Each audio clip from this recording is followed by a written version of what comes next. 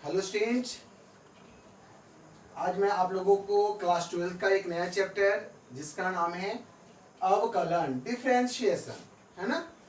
अवकलन चैप्टर में आप लोगों को आज बताने जा रहा हूँ। सबसे पहले ये जानने की कोशिश करते हैं कि अवकलन है क्या, अवकलन किसे कहते हैं, है ना। तो मैं बता दूं कि अवकलन एक प्रक्रिया है, एक मेथड है। कैसा मेथड है आप लोग भी जानने की कोशिश कर रहे होंगे कि सर कैसा मेथड है। गाड़ी चलाने वाला, ऐसा तो नहीं है ना कि सर गाड़ी चलाने वाला मेथड है, खाना बनाने वाला है ना, घूमने वाला, नहीं नहीं, कुछ इस पर ही आधारित है। मैं आपको बताता हूँ कैसा है। एक ऐसा प्रक्रिया है जो दिए गए फंक्शन में होने वाले परिवर्तन की दर, फलन में परिवर्तन की दर हम जिस प्रक्रिया द्वारा निकालते हैं, है ना, उसे हम लोग कहते हैं अवकलन। किसी फंक्शन में परिवर्तन की दर जिस प्रक्रिया द्वारा हम लोग निकालते हैं वो है हमारा अवकलन, है ना। वो देख लीजिए। सबसे पहले बताता हूं, जैसे कभी कभी चाल में परिवर्तन, अचानक चाल में परिवर्तन हो गया तो उसकी दर अगर निकालना है, चाल में परिवर्तन होगा तो डिस्टेंस कम समय में ज्यादा दूरी तय कर लेगा। क्षेत्रफल में परिवर्तन की दर, आयतन में परिवर्तन की दर, है ना। और इसी तरह से हम लोग त्रिज्या अगर परिवर्तन करते, त्रिज्या को अगर बढ़ाते घटाते हैं तो क्षेत्रफल घटेगा बढ़ेगा। तो इन सभी चीजों में परिवर्तन की दर हम लोग जब निकालने के लिए कहा जाएगा तो हम लोग इसी डिफरेंशिएशन का प्रयोग करके हम लोग परिवर्तन की दर निकाल लेते हैं। याद रहेगा ना आप लोगों को कि इन सभी चीजों में परिवर्तन की दर हम लोग किससे निकालते हैं? अवकलन मेथड से, अवकलन प्रक्रिया द्वारा निकालते हैं। देखिए, जब अवकलन प्रक्रिया हम लोग यूज करते हैं उसके बाद जो मुझे आंसर मिलता है उसको हम लोग अवकलज कहते हैं, है ना, डेरिवेटिव कहते हैं। अंग्रेजी में उसको डेरिवेटिव और हिंदी में उसको हम लोग अवकलज कहते हैं।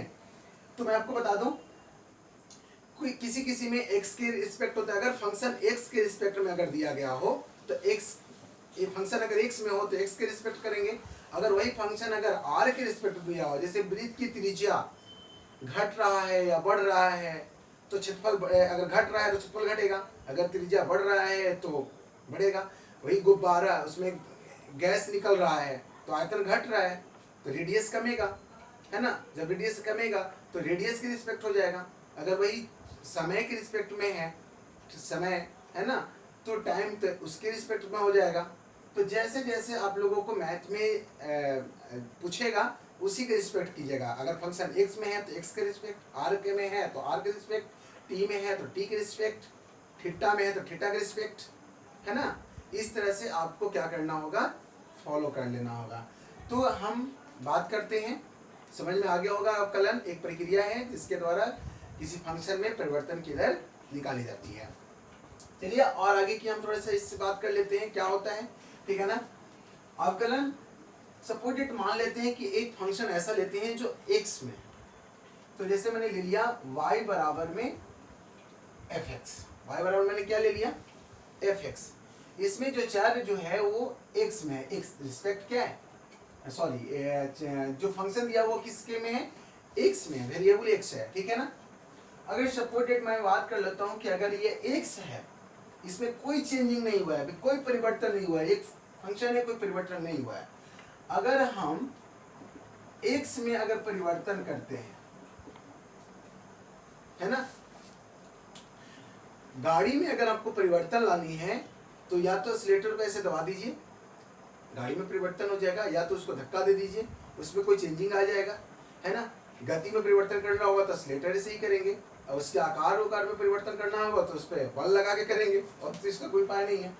तो अगर x में परिवर्तन करना होगा तो इसमें बल नहीं, इसमें या तो घटा के परिवर्तन कर सकते हैं या तो इसमें जोड़कर परिवर्तन कर सकते हैं।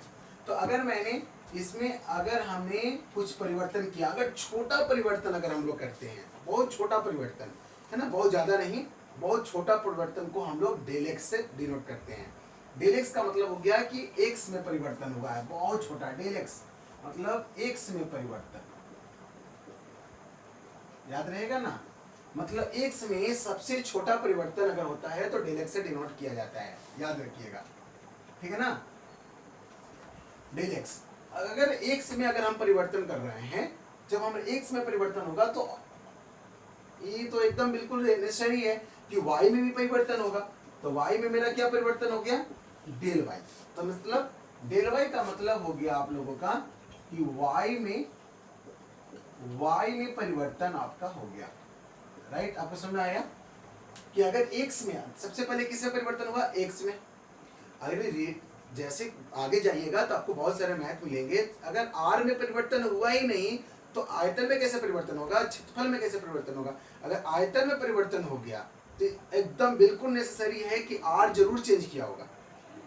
राइट है, अगर क्यूबिक है, लेंथ ब्रेथ हाइट बदला ही नहीं तो आपका वॉल्यूम कैसे बदल सकता है, ऐसा तो नहीं हो सकता। तो यही इसकी रिस्पेक्ट है, इस पर निर्भर कर रहा है y के में परिवर्तन। अगर x बदलेगा तो y बदल जाएगा, अगर ये x नहीं बदला तो ये भी नहीं बदलेगा। एकदम राइट, एकदम समझ में आ रहा है आप लोगों को। अगर x चेंज कर गया तो y भी चेंज कर जाएगा। कंप्लीट याद रहेगा कि भूल जाइएगा आप लोग। तो x में परिवर्तन मेरा ये हुआ और y में परिवर्तन ये हुआ, ध्यान रखिएगा। y में परिवर्तन y प्लस डेल्टा y हो गया, x में परिवर्तन x प्लस डेल्टा x हमारा हो गया। किसी के रिस्पेक्ट में हुआ, y में परिवर्तन जो हुआ वो x के सापेक्ष हुआ। बिल्कुल, y में परिवर्तन हमारा किसके सापेक्ष हुआ, x के। x परिवर्तित किया तो y बदल गया, तो y में परिवर्तन किसके सापेक्ष, x के सापेक्ष हुआ। तो उसको अगर हम फंक्शन के तौर पर देखें तो कैसे बताते हैं, देखिए हमारा परिवर्तन क्या हुआ, किसी फंक्शन में परिवर्तन x प्लस डेल्टा x हो गया। तो यही परिवर्तन करते हैं। पहले मैंने 30 चल रहे थे, अचानक मेरी गति बदल गई, 60 हो गया, तो क्या परिवर्तन आया, तो 60 माइनस 30, 30 आया। पहले 30 थे, अचानक 50 हो गया, तो कितना परिवर्तन लाए, तो 50 माइनस 30 बराबर 20, 20 हो गया था। तो उसी प्रकार मैंने इसको चेंज कर दिया। मेरा परिवर्तन मेरा ये हुआ था फंक्शन में, पहले मेरा क्या था, ये फंक्शन में परिवर्तन हो गया। अगर हम बात करते हैं तो चर राशि में क्या परिवर्तन हुआ, स्पीड पहले इतना था अब बदल गया, तो पहले कितना परिवर्तन क्या हुआ, x प्लस डेल्टा x। पहले चर राशि में क्या था, x था, मैंने x लिख दिया, ठीक है ना। अब x है, इसको जिसका तस मैं लिख दे रहा हूँ, a plus delta x, del x बोला जाता है, y F X, x cut गया तो क्या बचा, डेल x हो गया, ठीक है ना। तो F X plus del X minus में F X by del X है। अब हम इसका वैल्यू बैठाते हैं, इसमें परिवर्तन किसके बराबर है, y plus del Y. F X किसके में है, y का, तो y upon del X, y से y भी कट जाएगा तो ये हो गया del y by del X. मतलब अगर परिवर्तन हो रहा है तो आप लोग देख लीजिए कि del y by D X किसकी हो गया, ये देख लीजिए, देख रहे हैं ना कि जो परिवर्तन हुआ है x के, y में परिवर्तन x के सापेक्ष हुआ, वो क्या हुआ, del y by del X. मुख्य यही हो गया, F X plus del X minus में F X by del X बराबर में हो गया D Y by del Y by del X. Right, ये मैंने आप लोगों को y में परिवर्तन x के सापेक्ष मैंने बताया।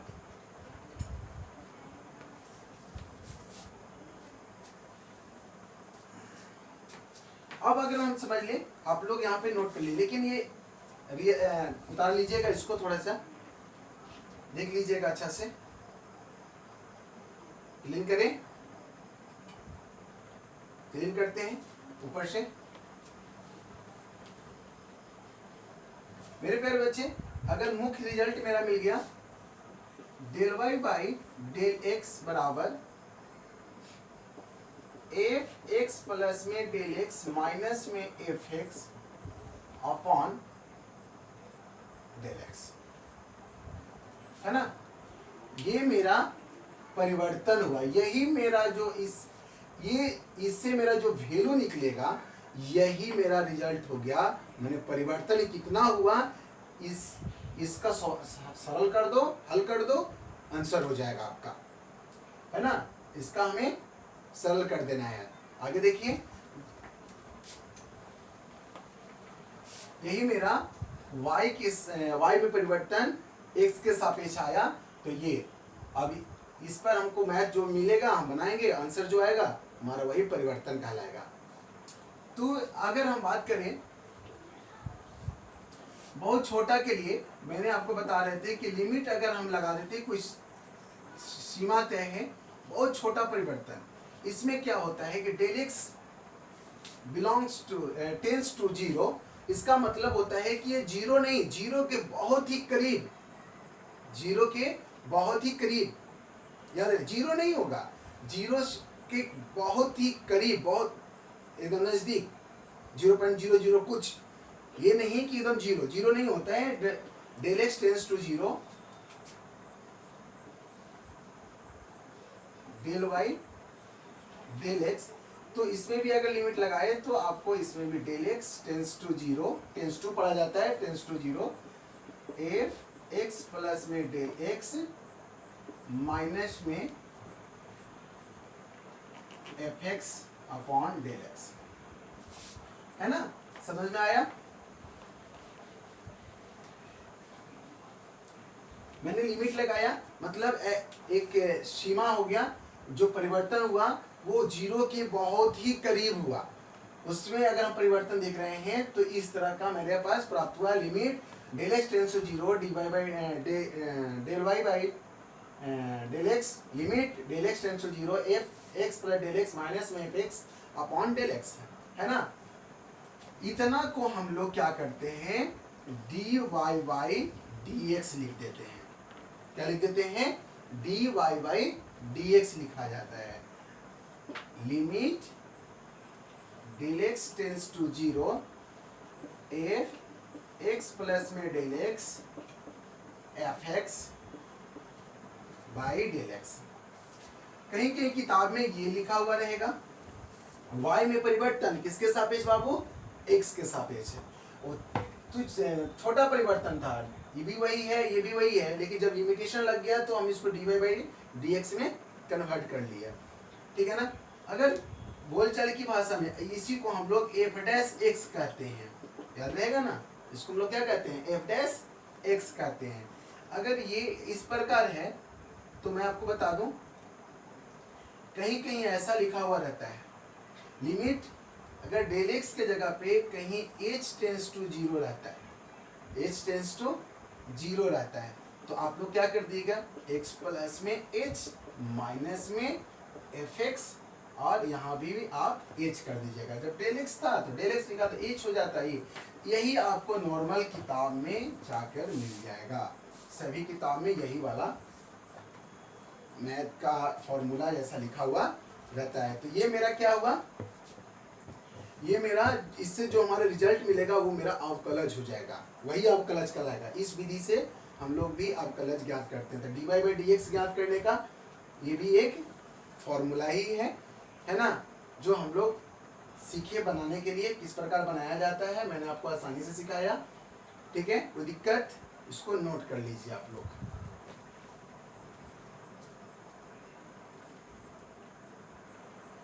तो चलिए, अब मैंने ये फॉर्मूला आप लोगों को तो निकाल दिया है, और मैं आप लोगों को फॉर्मूला कहीं लिख देते हैं।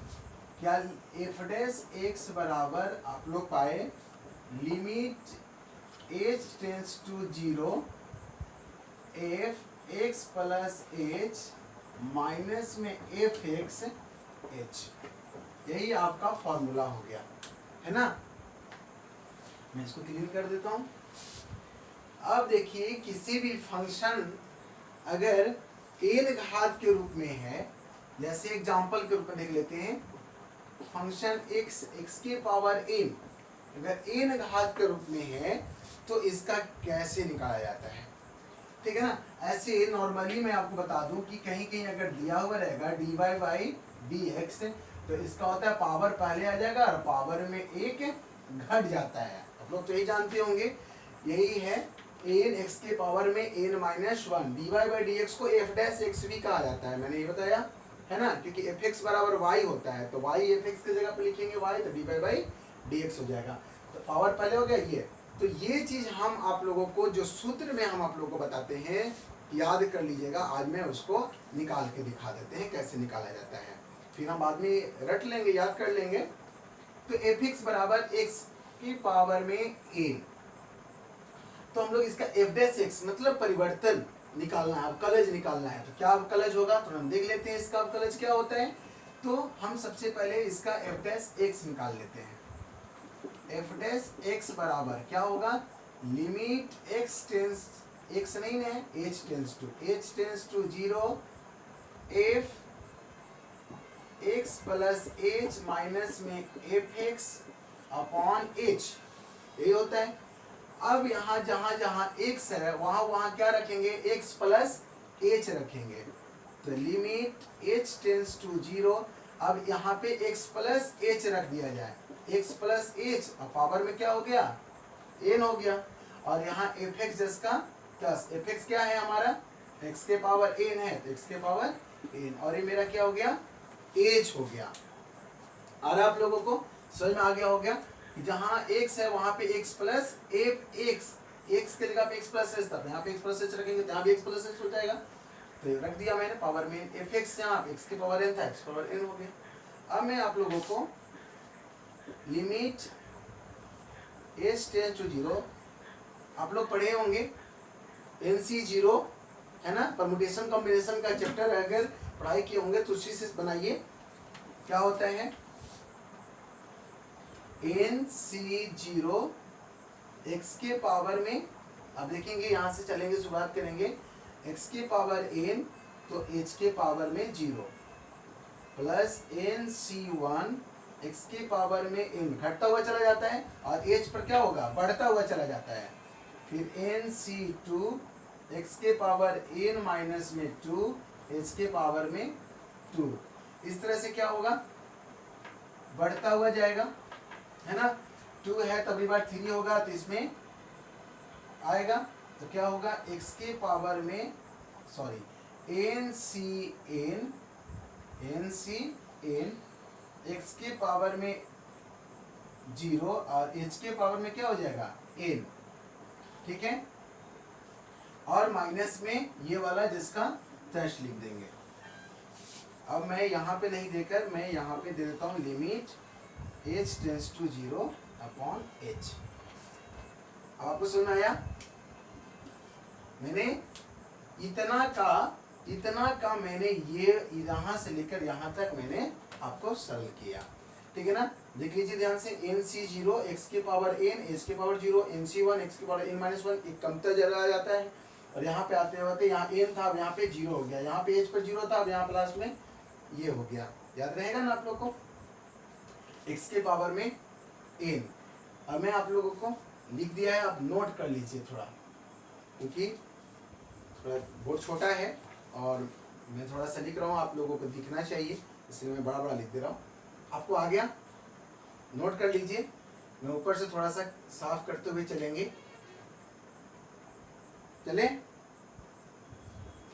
चलते हैं।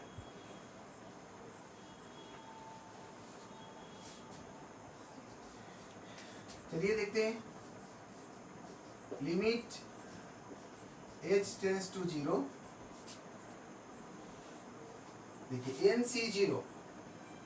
NC0 का वैल्यू क्या होता है, 1 होता है, और h के पावर 0 का वैल्यू, ये मेरा हो गया x के पावर में n केवल बचेगा, और ये प्लस NC1 है ना, तो NC1 का होता है केवल n। अगर 2C1 हो जाए तो क्या होगा, 2, याद रहेगा ना, 2C1 का 2, तो अब NC का n हो गया, x के पावर में n माइनस 1 हो गया, और यहाँ पे h हो गया, ठीक है। प्लस उसी तरह से चलेंगे, अब इसका हम लोग तोड़ेंगे नहीं, डायरेक्ट लिखेंगे NC2 x के पावर में n माइनस में 2 और h के पावर में 2, जगह नहीं है, अब मैं उसको और नीचे लिख देता हूँ, प्लस ये प्लस है, डॉट डॉट डॉट, फिर प्लस NCn का वैल्यू भी 1 होता है ना, x के पावर 0, तो बचेगा क्या, h के पावर में n, ये भी 1 हो गया, ये भी x के पावर 0 का वैल्यू 1 होता है, तो 1 हो गया। तो बचा क्या चीज बता दो, h के पावर में n, ठीक है ना। अब मैं इसको बड़ी ब्रैकेट से बंद कर दिया, याद रखिएगा। माइनस में क्या आया, x के पावर में n अपॉन h। आगे थोड़ा सा इसको भी मिटा दे रहे हैं। अब देखिए x के पावर n यहाँ भी है और x के पावर n यहाँ भी है। अगर मैं ये नहीं दूं तो आप लोगों को बेटर अच्छा समझ में आ जाएगा कि देखिए x के पावर n से x के पावर n क्या हो जाएगा, कट जाएगा। तो बचा क्या चीज, अब मैं देख लेता हूँ limit h tends to 0 n x के पावर में n माइनस 1 h। अच्छा एक चीज और देख लेते हैं, n c2 x के पावर में n माइनस 2 h के पावर 2 डॉट डॉट h के पावर में n अपॉन h। ठीक है, लिमिट h टेंस टू 0। अब सब में देखिए h, यहाँ भी h है, यहाँ भी h है, लास्ट में भी h है ना। तो हम h क्या कर लेते हैं, कॉमन ले लेते हैं। ठीक है, तो बचेगा क्या, n x के पावर में n माइनस 1। यहाँ पे h नहीं बचेगा, यहाँ वाला h तो बाहर आ जाएगा। देखिए इसमें 2 वो था तो क्या को बच जाएगा, ये को h बच जाएगा, 2 को में से 1 बाहर हो गया तो 1 रह जाएगा, प्लस में डॉट डॉट n माइनस में 1, मैंने n को था 1 बाहर आ गया तो 1 कम गया अपॉन h। अब इसको मैं मिटा दे रहा हूं।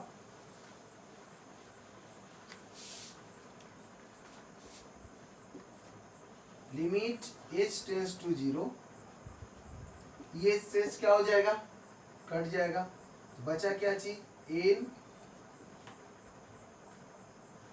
x के पावर में n माइनस 1 2 x के power n minus 2 h dot dot n minus में 1। अब जहां जहां h है वहां वहां क्या रख दो, 0 बैठा दो। यहाँ भी 0 रख देंगे, यहाँ भी 0 रख देंगे। यहाँ पे 0 नहीं है, केवल इतना दूर में आपका 0 नहीं है ना। बाकी सब में यहाँ से वहां तक क्या है आपका, सॉरी h नहीं है, सॉरी यहाँ इतना दूर में आपका h नहीं है, और इतना दूर में यहाँ भी h है, यहाँ भी अगर होगा तो h आएगा, क्योंकि अब 2 था, अगला बार में 2 h के पावर 3 होगा, h के पावर 4 होगा, इस तरह से h के पावर n तक गया है ना। तो ध्यान में रखिएगा। तो यहाँ h का वैल्यू रखेंगे तो 0, तो 0 में इतना से गुना करेंगे तो क्या हो जाएगा, 0। फिर यहाँ भी 0, तो बचेगा क्या, बच गया n x के पावर n माइनस 1, है ना। यहाँ पे h का वैल्यू रखेंगे 0, फिर और आगे भी 0, सब जगह यहाँ से इसको छोड़कर बाकी सब जगह क्या हो जाएगा, 0 हो जाएगा। 0 में इतना दूर से गुना करेंगे, यहाँ पे 0 रखकर तो 0 हो जाएगा। इसलिए n x के पावर n माइनस 1 क्या निकालें, अतः करके लिख दो f डैश x मैंने निकाल लिया n x के पावर में n माइनस में 1। अर्थात अगर हम बोल दें कि अगर सही से लिख दें कि d बाई डी एक्स के पावर n, तो पावर पहले आ जाता है और पावर में 1 घट जाता है। इस तरह से ही लोग पढ़ाया करते हैं, बोल देते हैं कि अगर कोई पावर होता है तो वो पहले आ जाएगा और पावर में 1 घट जाता है। इसको आप नोट कर लीजिए। मैं इसलिए आप लोगों को मैं बता रहा हूँ, डिफरेंशिएशन केवल चैप्टर चल देने से नहीं हो जाता है। चैप्टर का मैथ बता देना कोई बड़ी बात नहीं है। चैप्टर के बारे में मैंने आपको बता रहे हैं जैसा आपको समझ में आता है, कोई कमी नजर आता है तो आप लोगों को मैं आपको खुल्लम बता रहा हूँ, खुली एकदम बिल्कुल अच्छा से, कि आप जरूर कमेंट करें। जैसा आप लोग रिस्पॉन्स देंगे वैसे ही हम आप लोगों का आईईसी का क्लास और देते रहेंगे, ठीक है ना। तो ये आप लोग नोट कर लीजिए, मैं एक आध एग्जाम्पल भी आप इस पर समझाता हूँ। पहले इसको, पहले थ्योरी, पहले नंबर बच्चों को थ्योरी होती है। पहले मैंने आपको बताया कि अवकलन कहाँ इस्तेमाल करेंगे, किस प्रकार करेंगे, मैंने वो भी बता दिया कि अवकलन कहाँ मिलेगा। आप खाना बनाते वक्त तो नहीं मिलेगा आपको, और कलम चला रहे हैं, दौड़ रहे हैं तो नहीं। उसी चीज़ों में जो गति में परिवर्तन हो, समय में परिवर्तन, आपके सापेक्ष कुछ हो रहा हो, वैसा परिवर्तन की दर निकालने के लिए अवकलन का प्रयोग करते हैं। त्रिज्या बढ़ रहा हो, घट रहा हो, नोट कर लिया आप लोग, मिटा दें। मैंने रियल फॉर्मूला मैंने आपको यहाँ पे लिख दिया, बाकी सबको मैं मिटा दूं। यदि कहीं इसमें डाउट हो तो आप लोग कमेंट करें। चलते हैं, इसको मिटा देता हूं मैं। ये वाला फॉर्मूला और ये वाला फॉर्मूला आप लोग याद रखेंगे ऑलवेज, ठीक है ना।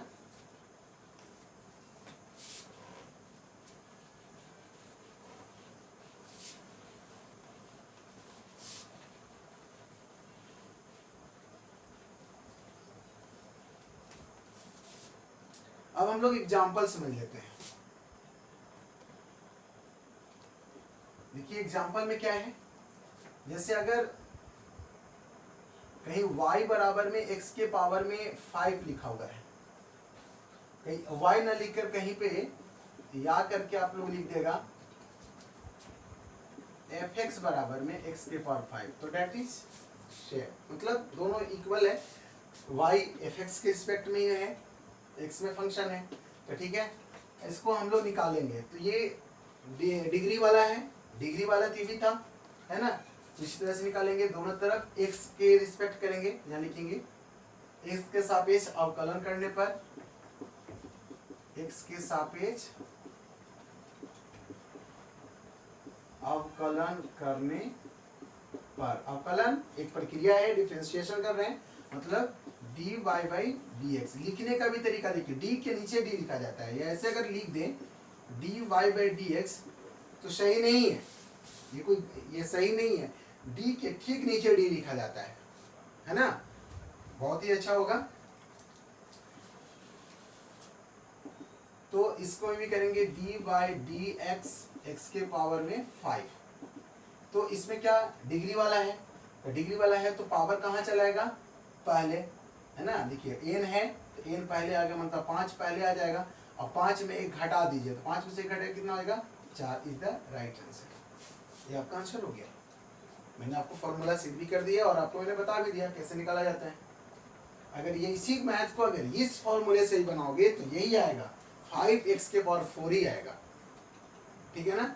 अगर इस मैथ को अगर इस विधि से बनाइएगा तो भी यही आएगा, ठीक है ना। और मैं डायरेक्ट फॉर्मूला निकाल दिया तो इजी हो गया। अगर मैं इस मेथड से बनाऊंगा तो ठीक जैसे मैंने बनाया पीछे वैसे ही बनाना होगा। आपके चैप्टर में इस तरह से ही बनानी है और इस तरह से ही बनानी है।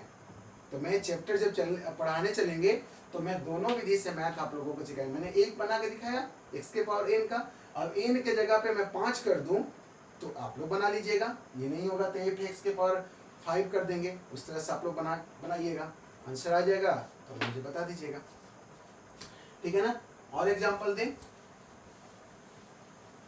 ध्यान में रखिएगा ये फॉर्मूला कहीं मत भूलिएगा, ये y के जगह पर मैं x के पावर में n लिख दे रहा हूँ, याद रखिएगा। एक और देख लीजिए, नेक्स्ट है 5x के पावर में 10, तो क्या होगा dy x के सापेक्ष क्या करेंगे, यहाँ पे x के सापेक्ष